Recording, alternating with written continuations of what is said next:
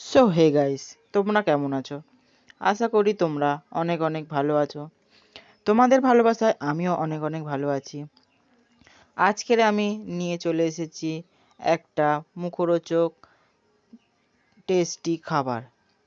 আজকের আমি বানাবো ভেজিটেবিল চপ। ভেজিটেবিল চপ বানানোর জন্য প্রথমে যে উপকরণগুলো বেশি প্রয়োজন। প্রথমে হচ্ছে চীনাবাদাম। প্রথমে চীনাবাদামগুলো তেলে হালকা করে ভেজে একটা জায়গায় তুলে নেব।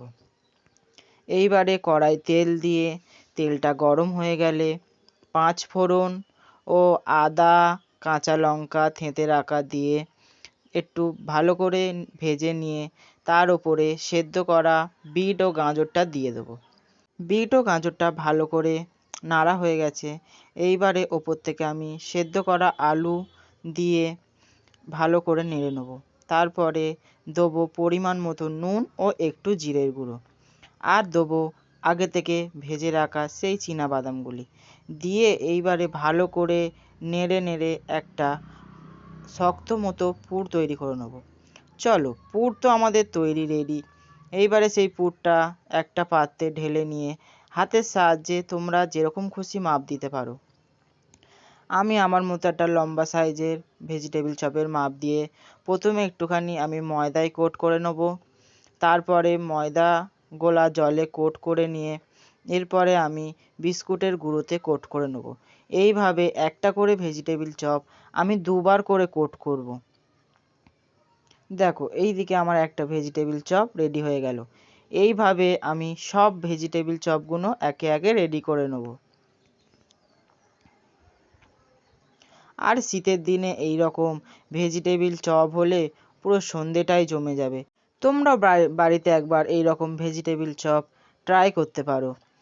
আর আমাকে প্লিজ কমেন্টে জানিও যে আমার ভেজিটেবিল চপটা তোমাদের কেমন লাগলো। এই দেখো, এইদিকে আমার দুটো ভেজিটেবিল চপ কোট করা হয়ে গেছে।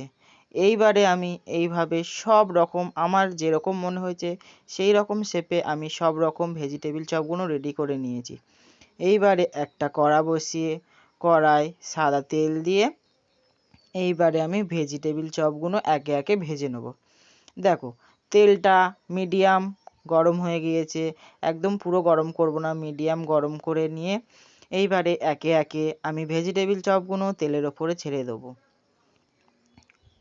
দেখো, ভেজিটেবিল চপগুলো তেলের ওপর ছেড়ে দিয়ে খুন্তির সাহায্যে তেলগুলো একটু ওপর থেকে ভালো করে ছিটিয়ে দেবো। এতে ভেজিটেবিল চপগুলো খুব ভালো হয়।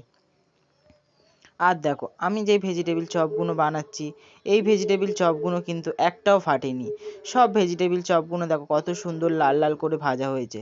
তোমরাও বাড়িতে এই রকম ভেজিটেবিল চপ বানাও আর সন্ধেবেলাটা পুরো জমিয়ে আড্ডা দাও আর ভেজিটেবিল চপ খাও। ভেজিটেবিল চপটা ভালো লাগলে লাইক ও কমেন্ট করতে ভুলো না। আবার দেখা হচ্ছে পরবর্তী ভিডিওতে।